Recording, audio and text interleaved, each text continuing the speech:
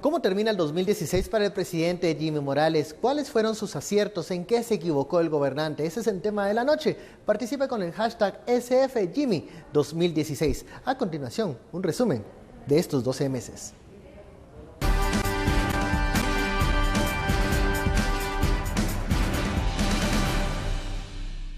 Durante 2016, la gestión del presidente Jimmy Morales experimentó altos y bajos, entre momentos de efervescencia, como cuando tomó posesión en medio de la expectativa de la población que lo eligió con un mensaje claro contra la clase política tradicional, y momentos de tensión como las que experimentó el presidente cuando en un mensaje de televisión reveló que su hijo y su hermano Sammy Morales estaban bajo una investigación del Ministerio Público por el caso del registro de la propiedad.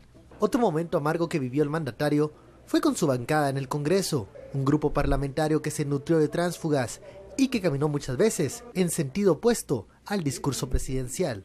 Otra relación que resultó difícil para Presidencia fue su papel con la prensa. El presidente Morales mantuvo una posición a la defensiva frente a los medios de comunicación que cuestionaban sus decisiones. Ustedes siguen siendo mi publicidad. Y si hubiese gastado en publicidad, no hubiese este mercado. Así es que síganme ayudando a comunicar lo que otros no quieren comunicar. Y decidimos el 20 porque yo sé lo que es 21, 22, 23 y 24 de la venta en la terminal. Yo prometí 5 cosas y las 5 cosas estoy cumpliendo y van a ver ustedes en dónde están los mercados. Prometí luchar contra la corrupción y me han dicho de todo, pero no me han podido decir ladrón ni corrupto, porque no lo soy. El candidato que se alzó con la presidencia estará cumpliendo su primer año de gestión el próximo 14 de enero. Pero, ¿qué significó el 2016 para el candidato que se proclamó como representante de la nueva política? Bienvenidos a Sin Filtro, noche de martes. Seguimos en esta serie de balances del 2016. En este momento, pues tocó la figura presidencial Jimmy Morales, el presidente de FCN Nación, esa sorpresa electoral del 2015. ¿Cómo le ha ido durante este año? ¿Cuáles son sus puntos fuertes? ¿Cuáles son sus debilidades? De eso se trata este foro, la etiqueta SF Jimmy 2016. Damos la bienvenida a nuestros analistas, Daniel Girin y Estuardo Zapeta. Muy buenas noches. Buenas noches. Qué alegre hablar de Jimmy Morales, el presidente del cambio, de la nueva ola, lo que emergió de la plaza del 2015, según sus palabras, ¿no? Así se ha ido a presentar muchas veces en el extranjero. Pero, ¿qué ha ocurrido durante estos casi 12 meses, poco menos, de gestión de FCN Nación al frente del país y con Jimmy Morales como líder de Guatemala? Estuardo, comencemos por acá. Bueno, una cosa es lo que él cuente, otra cosa es lo que sucedió. Y creo que hay varias cosas que nosotros tendríamos que analizar. Principiemos porque hace un año exactamente estaba aquí sentado con nosotros. En este mes, aquí estuvo, cabal, presidente electo en ese entonces. Fue una de las primeras, no tenemos muchas entrevistas, pero fue la primera entrevista que tuvimos acá, como Sin Filtro. Y desde ahí nos dejó impresionados, y puedo decirlo con toda libertad, nos dejó impresionados. Estábamos Philip, Benke y yo, qué tan rápido se molestó con nosotros. Y se molestó por una serie de preguntas que hicimos, de lo que tenía proyectado para. Entonces, voy a la parte de carácter personal. De hecho, la semana pasada, cuando fue preguntado en la terminal también acerca de su gestión 2016, él dijo que todo lo había hecho bien, pero que nadie lo apreciaba y que mejor se hubiera quedado vendiendo gaseosas, ¿verdad? Por lo menos ahí sí quedaba bien con la gente. Que por lo menos ahí quedaba bien. Yo creo que ese punto ya está medido, en el cual él se enoja, se molesta, y creo que es un punto en el que habrá que trabajar. Porque luego tiene que tomar decisiones, y esas decisiones tomadas a partir, por ejemplo, de la ira, a partir, por ejemplo, del resentimiento que le cause una pregunta, no es aconsejable. La ira no es la mejor consejera, sobre todo para un líder que está de presidente. Y para mí lo segundo es qué mensaje se está comunicando, pero ahí tiene que ver tanto él como la gente que está alrededor. Y insistiré siempre que la gente que está alrededor muchas veces es una cúpula de aduladores. ¿Verdad? Que son solo lisonjas, todo está bien.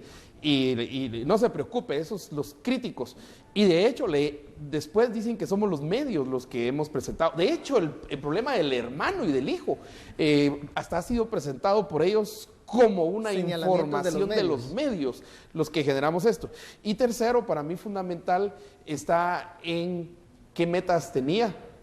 Un plan de gobierno que se lo pedimos aquí hace un año y todavía seguimos esperando ese bendito plan de gobierno. A estas alturas ya deberíamos estar convencidos que no va a llegar.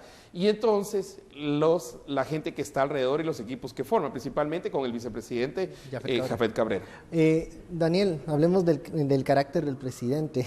La semana pasada escribías una frase de Winston Churchill y lo comparabas con una frase que en su momento la semana pasada también decía justo hoy hace una semana. El presidente Morales. El carácter del presidente es un carácter que le gusta convivir con las personas, le gusta estar en esta como campaña electoral permanente, compartir con la gente de los mercados, con la gente de las plazas, pero es un carácter bastante irritable cuando se sale de su zona de confort, de su zona de seguridad. ¿Qué tanto ha influido el carácter del presidente en su gestión?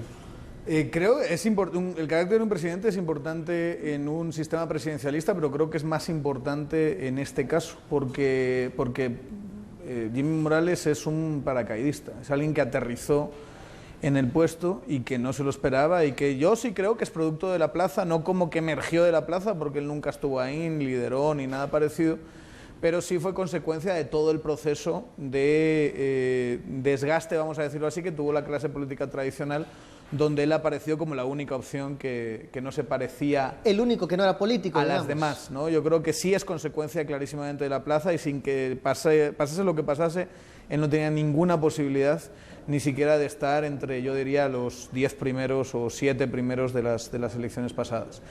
Creo que tiene mucho que ver porque, y yo lo voy a decir con todo el convencimiento, yo creo que Jimmy Morales es una genuina buena persona. O sea, yo creo que es una persona que llega con buenas intenciones, un tipo campechano, buena gente, que se encuentra en una posición donde todo, le decía, vas a tener que ser la piedra angular para pelearse contra ese sistema, porque no había habido la misma renovación en el Congreso.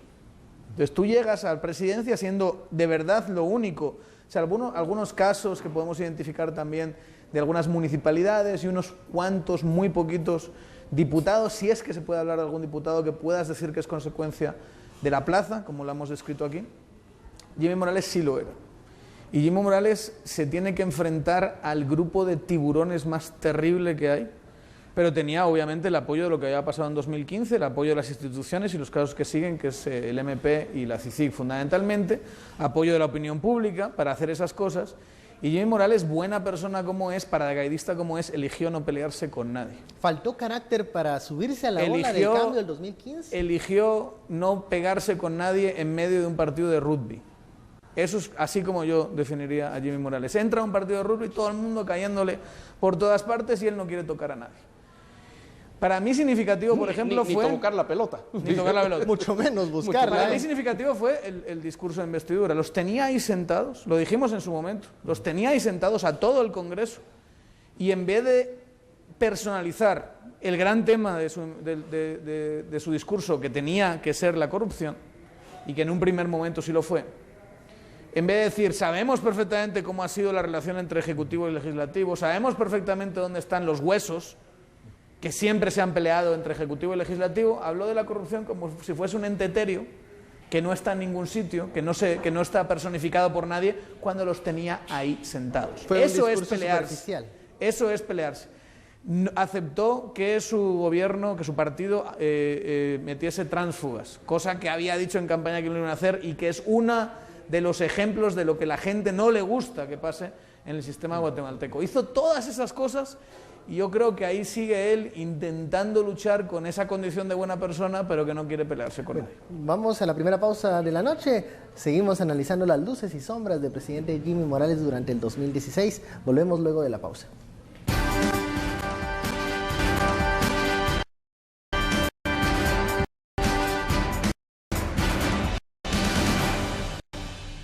Regresamos Sin Filtro, estamos haciendo el balance del año 2016 del presidente Jimmy Morales, la etiqueta SF Jimmy 2016. Y bueno, ya hablamos un poco del carácter del presidente que ha generado roces con la prensa, pero hablemos de aciertos en su gestión, en estos 12 meses de gestión, casi 12 meses, algunos ministerios que se han pues desenvuelto de una forma que superan las expectativas. ¿Creen ustedes que hay en materia de gestión pública algo que hay que aplaudirle a Jimmy Morales? Estuardo, pregunta de examen. ¿Algún ministerio?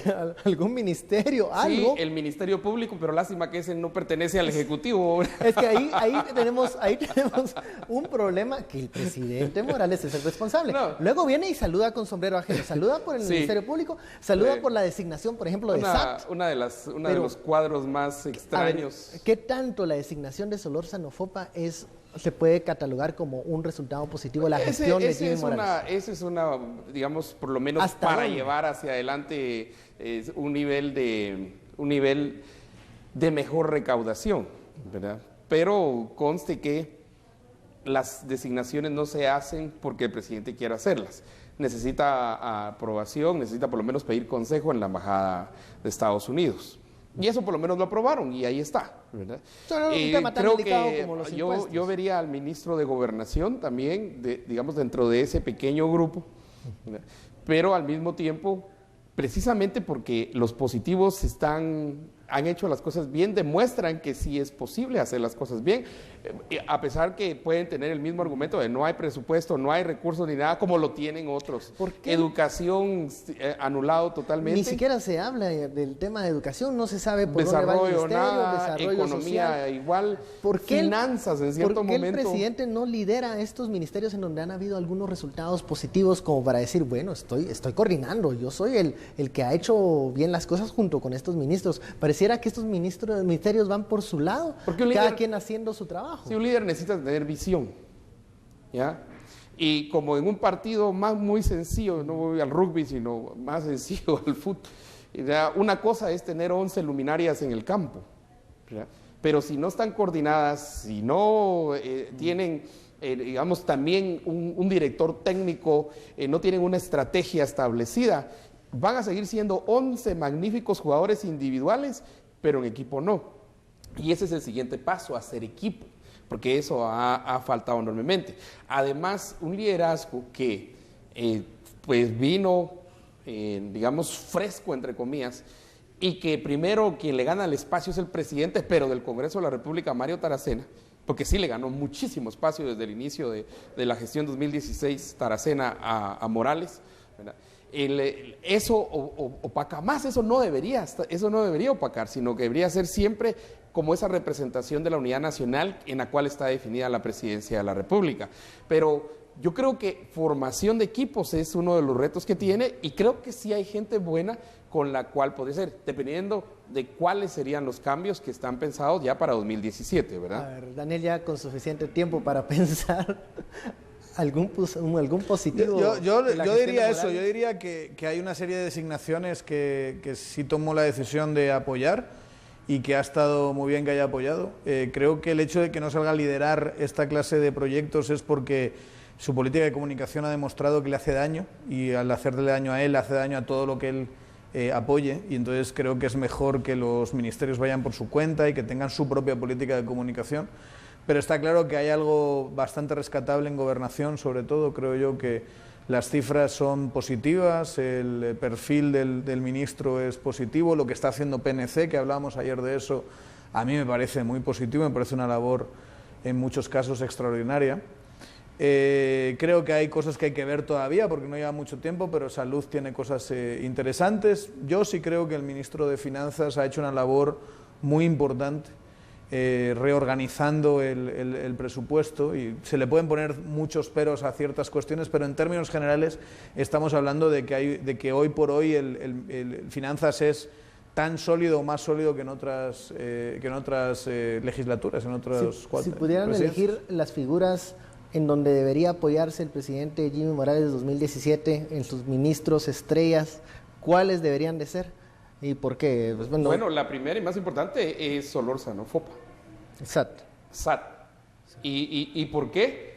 Porque, miren, para hacer el resto de cosas que se quieren, si no hay plata, pues no se puede o es más difícil hacerlo. No se va con préstamos o con bonos y con deuda no se puede ir. Pero eso ya entraba al Congreso y eso es ya sí, y eso ya, ahí ya perdió. Sí. Ahí ya perdió porque por ejemplo, está muy debilitado. Y no tiene un solo diputado que tú puedas decir, este diputado es una estrella, este diputado y por eso, un político de peso. Desde el principio de 2016... la conveniencia, lo más conveniente políticamente para él era pelearse aún con eso, o sea, claro distanciarse de lo que explicabas, desde el principio lo dijimos, distanciarse, montarse a la ola de la plaza y liderar esa ola de la plaza. Y ubicar al Congreso como su opuesto que no quiere el cambio.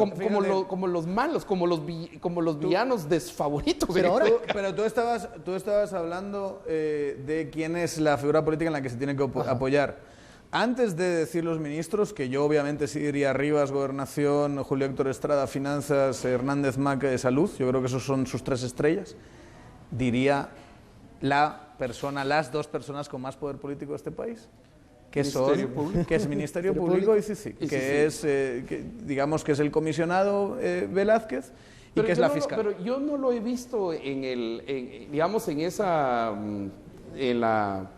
en ese grupillo élite de Velázquez, de Aldana, es que no ha podido hacerlo. Del procurador de los derechos humanos. Vamos a ver, hay una cosa que hay que entender en comunicación política. La gente se cree las cosas que dices cuando las acciones lo refuerzan, o por lo menos da la sensación de que lo refuerzan. Y a mí el ejemplo más claro de esto es cuando presentan cooptación del Estado.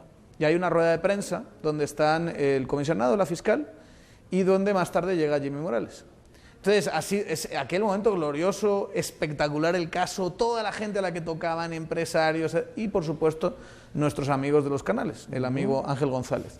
Y él llega tarde a la rueda de prensa, se sienta y ahí está el grupo político que debería ser el que encabezase la lucha contra la corrupción, presidente incluido. De hecho, el presidente tendría que haber sido el estandarte, tendría que haber sido el primero, la punta de lanza de esto, más que el comisionado. Entonces empiezan a hacer preguntas los periodistas ya sabemos cómo son, ¿no? Siempre van a ir ahí a donde más duele, y empiezan a hacer preguntas sobre su relación con los canales. Ángel González. Y en ese momento tú tenías al comisionado, a la fiscal elevados y a Jimmy Morales hundiéndose con sus respuestas, diciendo yo no tengo nada que ver y haciendo cosas que daban la sensación, una vez más, de que sus acciones no iban con su discurso y su discurso siendo muy débil. ¿Qué tendría que haber hecho? Bueno, tendría que haberse sentado y haber dicho, como estos 2 acaban de presentar un caso terrorífico contra los canales, yo voy a hacer que mi productora, donde está mi hermano, se desvincule desde hoy, y me da igual qué contrato rompa con esa gente, se desvincule para siempre de ese canal, porque no quiero saber nada yo de estas personas que tenía un espacio ahí de humor, no sabía que estaban en estos negocios. Y se acabó cualquier vínculo. Si no haces eso, si no refuerzas con acciones, la gente le da la sensación de que estás metido se quedó callado, contestó como siempre. Reaccionó mal, se peleó con los periodistas y al final, ¿qué sensación te queda? Tienes a 2 gigantes al lado de un... Mejor no te hubieras presentado a la conferencia. Pero mira, el segundo, yo creo que el segundo, he dicho el de la SAT, creo que el segundo personaje en el que tiene que entrar, y ese puede ser una muy buena entrada, por ejemplo, a la relación del Ministerio Público, es el ministro de Gobernación. Rivas, Francisco Rivas. Creo que si tiene los medios y tiene el área de la seguridad, digamos, el área de las finanzas aquí, pero me refiero a dinero entrando, ¿verdad? Sí, que es el ingreso para el Estado. Y los recursos para entonces enfatizar el área de la seguridad, habrá, aún sin tener plan, porque no lo tiene, habrá avanzado bastante. Podría caminar mejor. Bueno, vamos a la segunda pausa. Ya sabe, la etiqueta SF Jimmy 2016. ¿Qué piensa usted de la gestión del presidente Jimmy Morales durante el presente año? Volvemos luego de la pausa.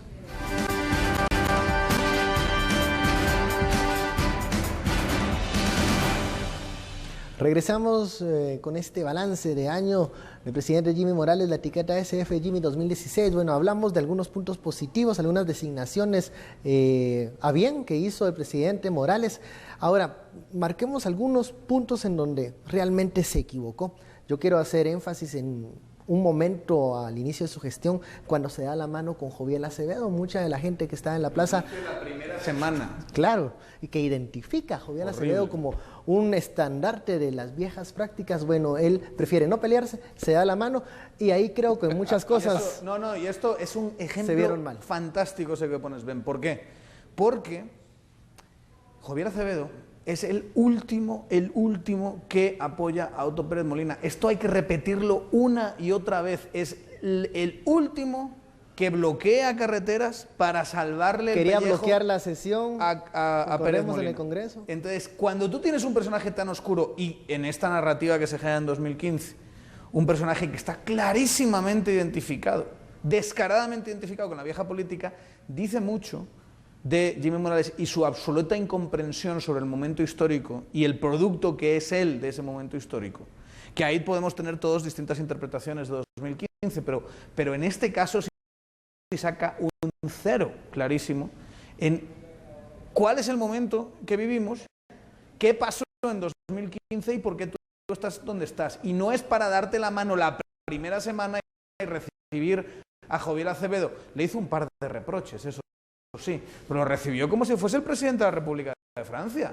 No puede ser que lo recibas con una alfombra roja a un tipejo que es el último que apoya a Otto Pérez Molina.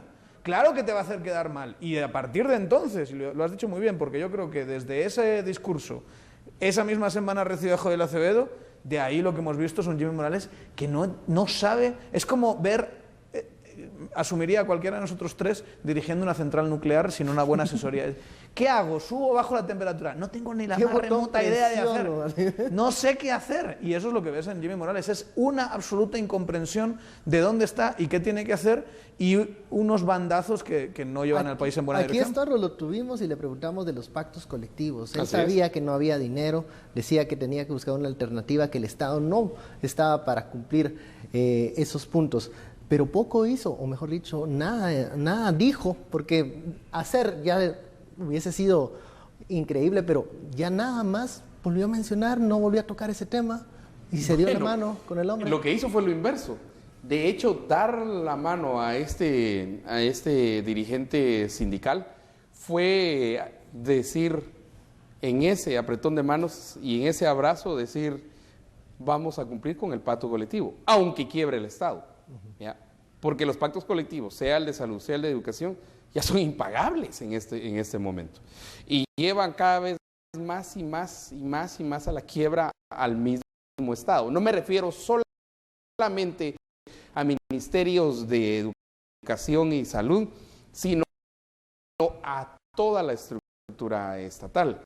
Pero vamos a ver, cuando eso se da, la percepción que se lanza y la respuesta de la ciudadanía es, este es otro igual que los otros. Porque todos los otros lo primero que hicieron fue abrazarse y darse la mano con este. Y antes de eso hay una pregunta que pareció inocente en cierto momento, hasta sin importancia, y es, señor presidente, ¿quién está pagando su estancia en Adriática? Bueno, sí, le cambió la cara. Y nunca respondió hasta este momento, de hoy, ¿no? hasta hoy, esa...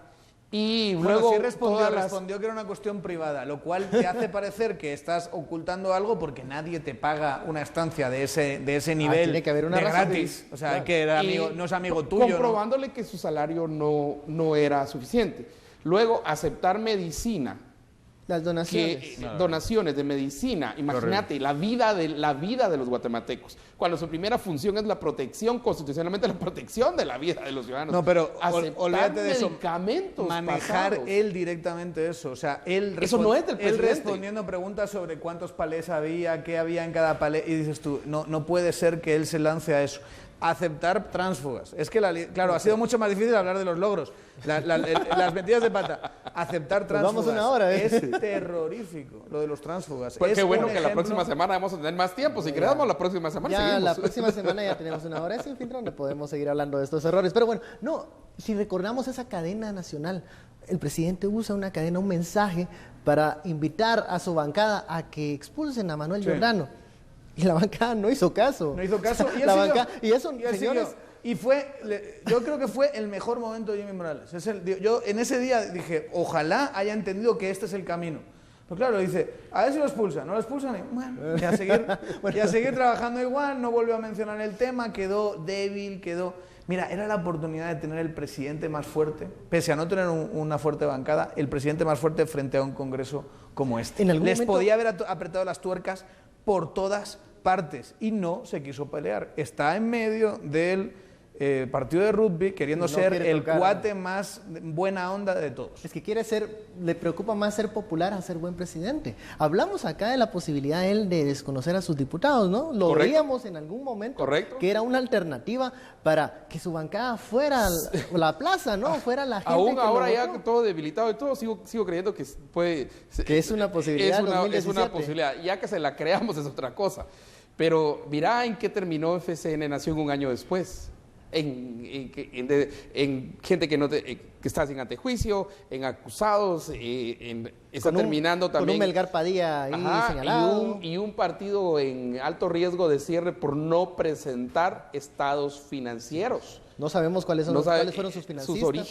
Sus orígenes de esto. Y es una bancada que está en la Junta Directiva de 2017. Por eso. Sí, está en la Junta Directiva, pero ahora la clave es las comisiones. ¿Quiénes van a tomar control de las comisiones? Y sobre todo la Comisión de Finanzas, hay una comisión, por ejemplo, de Energía, que es muy importante también. Gobernación, Defensa. De Gobernación, la Comisión de Defensa, aún la Comisión de Derechos Humanos. Esas comisiones que son permanentes, esas son muy importantes. Ahí es donde es necesario tener ese juego y un partido político, en todo caso, aunque sea desconocido, pero fuerte dentro del Congreso. Eso en este momento no está.